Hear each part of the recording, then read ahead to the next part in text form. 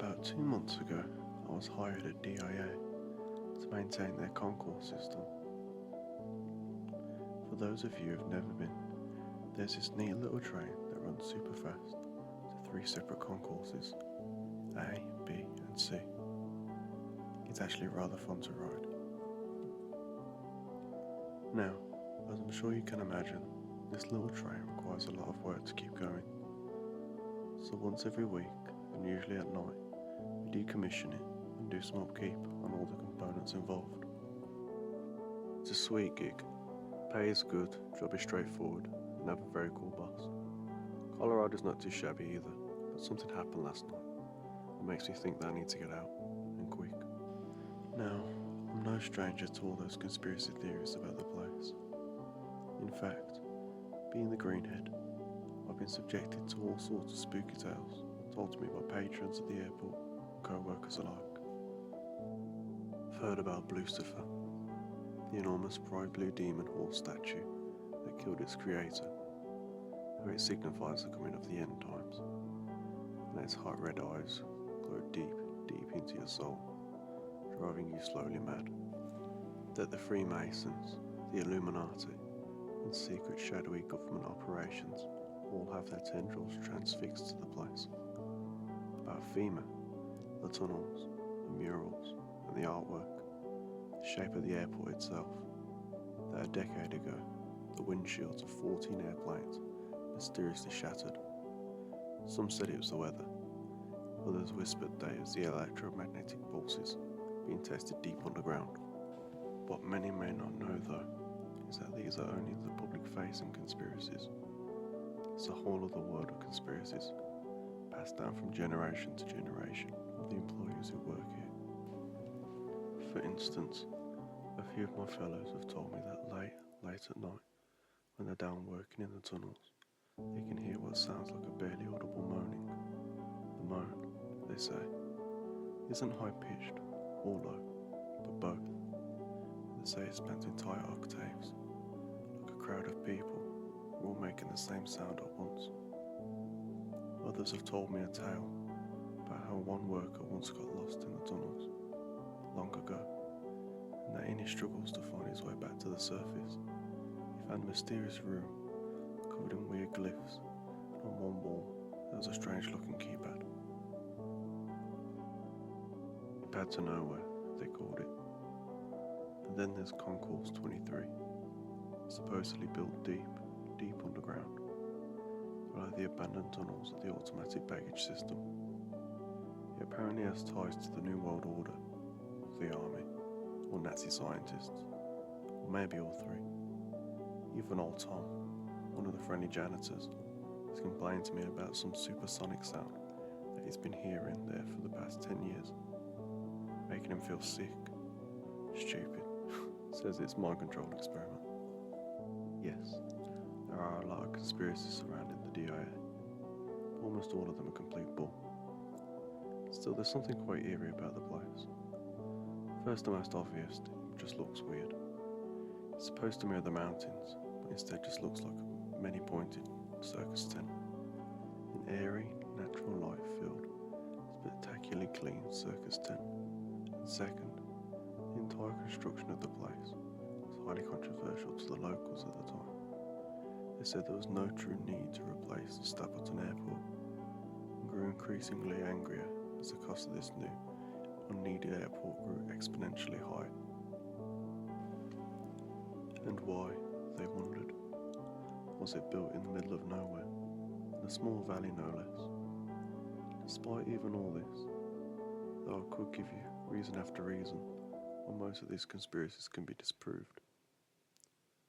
Sure, these tales are strange, but they all seemed relatively innocuous to me. From the first, I viewed them as interest in local law, nothing more. And yet there was one conspiracy that tickled me in a way none of the others ever did. One that even I speculated about, unsure what to believe. I wanted to believe, but only because I've seen it. In fact, I work near it almost every day. It's the one about the locked door. There's this locked door on the way between Concourse B and C. It's hidden inconspicuously between the fans that help propel the train forward. Each and every employee who works with the train is given a key to this door, but also warned that it must remain locked at all times. In a way, it reminds me of that fairy tale, Bluebeard.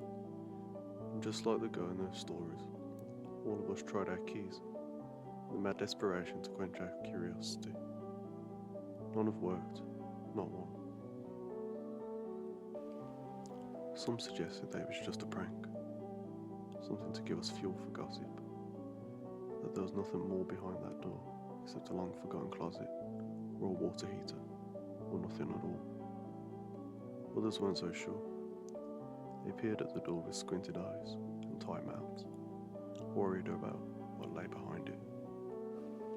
Many including me, speculated maybe it was a secret tomb, a place the Masons could go to worship, the entrance to Concourse 23, or some other nefarious underground base.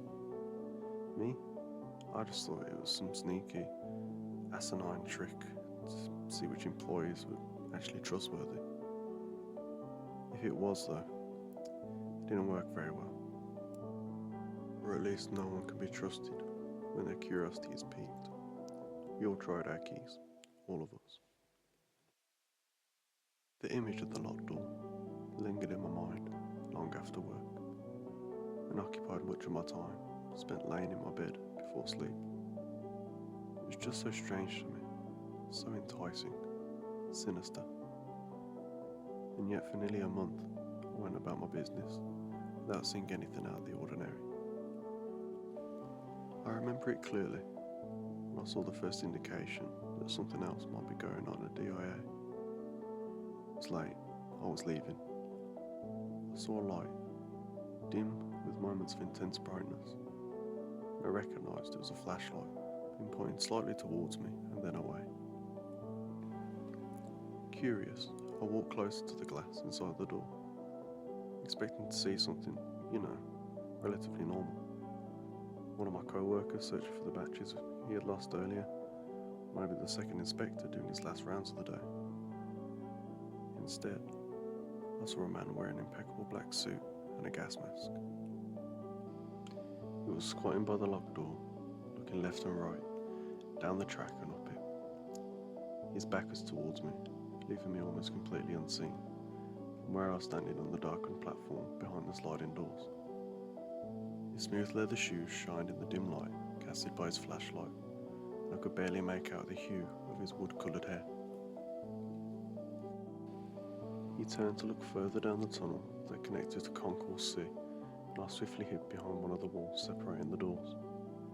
For some reason, I didn't want that man, whoever he was, to see me. He didn't seem like a normal employee, and my mind instantly jumped to all those theories I had heard. After a moment, when my breath had slowed and my heart slid down from my throat, I peered around the wall. The man was gone, and the tunnel was dark. Confused and scared, I left in a hurry. The next day, after a sleepless night of rumination, I asked a co-worker I was on friendlier terms with about the man. I was afraid for asking anyone else, afraid they might judge me or think I had finally cracked, or that I was lying, trying to add to the gossip of the law. I was hoping that she would at least give me the benefit of the doubt. "Hey," I said, catching up to her as she was walking out of the break room. "I saw something last night." She raised an eyebrow. "Something here," I continued. "I picked up the late shift, and when I was leaving, I saw this guy. It looked like he was examining the locked door. He didn't look official. Maybe he looked too official. Just a guy in a black suit and a gas mask." "A gas mask," she said, clearly skeptical. I nodded. "Dude, I know it's legal here, but take it easy." I rolled my eyes, saying nothing. She sighed. Could have just been a Fed checking for an EMP leak or something. Or maybe the second inspector was cosplaying. But yeah, that's pretty weird. Don't tell old Tom. We laughed. but inside I felt the fear boiling up in my gut. Who was that man? What the hell was behind that door? Look, my co-worker said, seeing that I was still worried. She looked around us, making sure no one else was near, and lowered her voice. This wouldn't be the first time I've heard of a dude in a black suit acting suspicious in a place he shouldn't be and couldn't possibly get access to. I wouldn't worry about it too much. It's a normal day in the office. I looked at her and smiled, unsure whether she was being facetious or not. She winked and walked away. Last night, my morbid curiosity came true. Last night, the locked door was unlocked and open, and I couldn't help myself. It was a Bluebeard moment. The second inspector asked me to stay a little later than usual, since we had been having maintenance issues with the train all day. He wanted me to do one final inspection before I left for my scheduled 3-day weekend. It was late. Very, very late. The witching hour, as my mum says. And I was one of the few people left in the building. Walking down the tunnel was harder than usual, scarier. My feet felt like they were cast in steel, heavy and slow. The air itself felt electrified. I began wondering about the EMPs, and if they really did test them, deep, deep below my feet. Which is when I saw it. The door. Open. I hesitated for a moment, looking back behind me and peering ahead, making sure I was alone before I approached it. Beyond the door was a severe fluorescent light. I could imagine how it looked from afar as I stood there, a silhouette framed against an ungodly bright rectangle of light. Inside was a square room, maybe 300 square feet. It seemed to be made entirely of a dull metal and was completely empty. On either side of the room were heavy-looking doors, but one was totally black and shut tightly, while the other was a corroding reddish colour and slightly protruding at an odd angle. Leaning next to the wall at the base of the black door was a familiar-looking gas mask. I stared at it for a moment, contemplating whether or not to take it, when I heard a resounding boom, the door to the tunnel slamming shut. I ran to it, panicked, hoping it would slide open with ease, letting me out of this place. It was locked. I made my way to the black door, trying the handle which turned smoothly to the left, but no matter how hard I pushed or pulled, it wouldn't budge. I turned, looking at the other door. It looked, there's no other way to describe it, but sickly. The metal itself looked like it was rotting from the inside out, flaking off in large sharp chips that littered the floor around it. I approached it cautiously, grabbed onto the handle. It was warm to the touch, and pushed down. It stuck slightly before yielding to my grasp and swinging outwards with a piercing screech of metal on metal. Behind it was a dimly lit staircase that descended into the obscurity below. I stood back for a moment, unsure if I should go down or not, before my curiosity got the best of me, propelling me to take the first step. After that it became easier, and I began counting the steps to the bottom. I lost count at 123, but soon reached the last landing. I suspected I was about 4 or 5 stories underneath the lowest level of DIA. I was standing in an extremely dark, long and thin tunnel. Looking up behind me, I could barely make out the dim slit of light from the open door I had come through. As I walked deeper into the darkness, my eyes began to adjust, allowing me to see a spooky red glow coming from the end of the tunnel, the exit. It took me a good deal of time to finally reach it, but when I did, I gasped. I was standing in a cavernous area, so high I couldn't even make out the ceiling above me. I looked back. The tunnel was dark, impenetrable. Above the entryway, words were carved. The abyss looks back. I shook my head, looking towards the cavern, steeling myself, and took the first steps forward, shuddering as I heard my footsteps echo loudly around me. Suddenly, a dim beam shot out from above, illuminating a small metal table with a single chair. I wondered if there was some sort of movement activation system and became more aware of myself. I walked closer and saw two things. A pool of dark, viscous liquid surrounding it that I tried not to think about, and a smooth black binder lying on the table, open to a section that read, "Procedure. Hope to God it doesn't happen. In case of breach." Mystified, I stepped around the pool of liquid and flipped the binder closed, trying to see what it was called. Scrawled across the top of the binder in white ink was quarantine procedures. I tried flipping it back to the procedure, accidentally letting it go too soon. The cover smacked into the table with force, creating a sound that rang out loud and true in the emptiness. I cringed, then cowered. It started immediately. A low rumbling, yet strangely high-pitched moaning.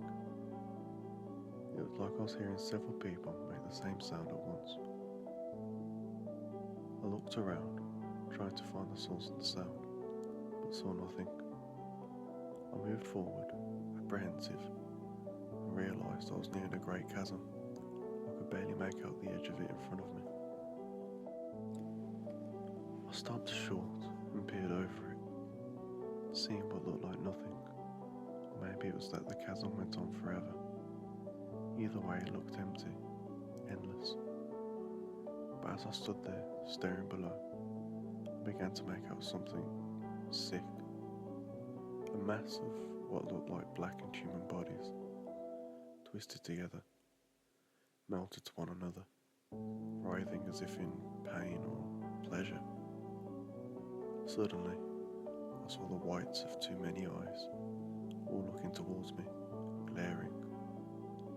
I yelped, reeling backwards and falling. Behind me, a clanging sound rang out, and I looked back to see an enormous coagulated blob of burnt black bodies near the small metal desk. A few of its hands held the binder, ripping it to shreds. I stood up, it saw me, and froze for a moment, before making a horrific sound and heaving towards me. I turned and ran as fast as I could, hearing the moaning grow louder in the chasm to the right of me. And behind me, I could hear it, scuffling, scraping, screaming, trying to keep up, trying to get me. I was near an incredibly high wall and ran towards it, hoping there was a way out.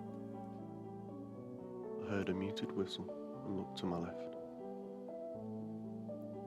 There, underneath a small bulb, glowing blue, at such a low frequency I could barely make it out, was the man in the black suit I had seen weeks ago. He was wearing the same gas mask. His messy, slightly wet hair looked black beneath the light and stuck up at odd angles against the mask's straps. He waved, then beckoned me over. I took a quick look behind me, scared, and there it was.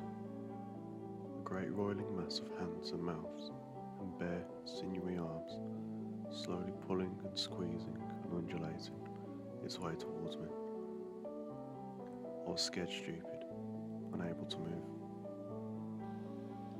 "Hey!" I blinked, then leapt into action, running as fast as I could towards the man. He swung the door behind him open as I approached, and through it I could see a brightly lit staircase leading up to a black door with an insignia cut into it. I was too far to see what it was, The man gestured to the door with his head, prompting me to go through it. But, I started to say, I wanted to ask him so many questions. My voice cut off by him pushing me through. Not violent or angrily, but like he was trying to save my life. I staggered forward, my heart pounding in my chest, and my mouth dry. Behind me the door was creaking closed. And turned and yelled a frantic thank you. He gave me a thumbs up before turning towards the monster and unholstering his pistol on his hip. And as the door swung fully shut, I heard 4 shots fired and saw in quick succession 4 enormous explosions of bright light through the cracks. I'm no expert, but they looked much, much brighter than what simple gunpowder would cause. A high-pitched screaming and a low-pitched yelling sounded out in unison, raising the hairs on my arm and making me trip backwards slightly on the stairs before I turned and ran all the way up them. As I neared the black door, the insignia became clear. A lion wearing a crown and a unicorn wearing a bejeweled necklace, holding up a shield split into quarters. The symbols in each section were worn, and I couldn't make them out. Perched atop the shield was an open eye with an iris in the shape of a 23-pointed star. I only knew this because I had time to count. Turns out the black door was a tinted glass portal to an elevator. I mashed the red button projected on the small touchscreen to the right of the door frame, repeatedly, cursing the elevator for being so slow. Another shot rang out, and the scream rose up again, louder this time, reverberating around the stairway, even through the closed door. A tiny beep sounded and the glass door slid open as I scrambled inside. It was the size of a small room and lowly lit. A smooth female voice rang out around me. Leaving sub-basement 23. Decontamination in process. Perplexed, I looked around me, then I looked up. Above me were hundreds of mini jets. I covered my face not a second too soon as the jets activated, spraying me with an unusual, scentless substance that seemingly boiled off my clothes but left my skin and hair soaking wet. The substance was so cold it burned, and I tried wiping it off with my shirt. Another tiny beep sounded, and the smooth female voice spoke again. Arrived, basement level. The glass door slid open and I lurched out, disorientated, into a lightly illuminated room with a single black door across the way. The walls were covered with strange symbols I didn't recognise as being part of any human alphabet, and I stared at them in wonder, trying to place them, slowly revolving around the room as I looked. I stopped at the spot where the elevator was, but saw only a blank wall with a single keypad projected on it. I shuddered and headed towards the black door, which opened effortlessly, and suddenly I was back in the metal room back where I began. Behind me, the heavy black door swung shut with a resolute boom. The gas mask lying next to it was gone. The reddish, sickly door was closed too, tightly, not stuck out like before. To the right of me, the locked door was locked no more, and I quickly exited the room, hearing it swing shut as I left. The tunnels were brighter now, and I wondered how much time had passed whilst I was down there. As I was exiting the maintenance door, I ran into my co-worker. She stopped dead in her tracks, looking at me with worried, suspicious eyes. "Hey, you're still here?" I said nothing. "It's just, I talked to the second inspector. He said you went home hours ago, or at least thought you did. Said you never checked back in with him." She looked closer at me. "Are you okay? And why are you wet? Did something, strange happen? I heard a noise like screaming." Yeah, I'm fine." I shook my head. No, I'm not. I'm sick. Don't feel well at all. Think I may have fainted down there or blacked out. Stress maybe. Gonna go home. Could you let him know? Oh, I didn't get a chance to fix the fans down there. So, yeah. Gonna go home. See you Monday. I sag her past her towards the exit to the airport. Okay, sure, she called after me. Get some rest. But I haven't been able to get any rest. I haven't been able to stop thinking about what happened. What I saw was underneath DIA. Who that man was. My mind keeps fluctuating between the idea that the government or some other clandestine cable may be protecting us from that monster, and the thought that they might not be, that they're trying to weaponise it, or are keeping it for further study. Either way, I'm afraid of what I saw, and the implications behind hiding something like that in a place so many people use on a daily basis. And I fear that I am going slowly mad. When I sleep, a single short phrase rattles around and around and around in my brain. The abyss looks back.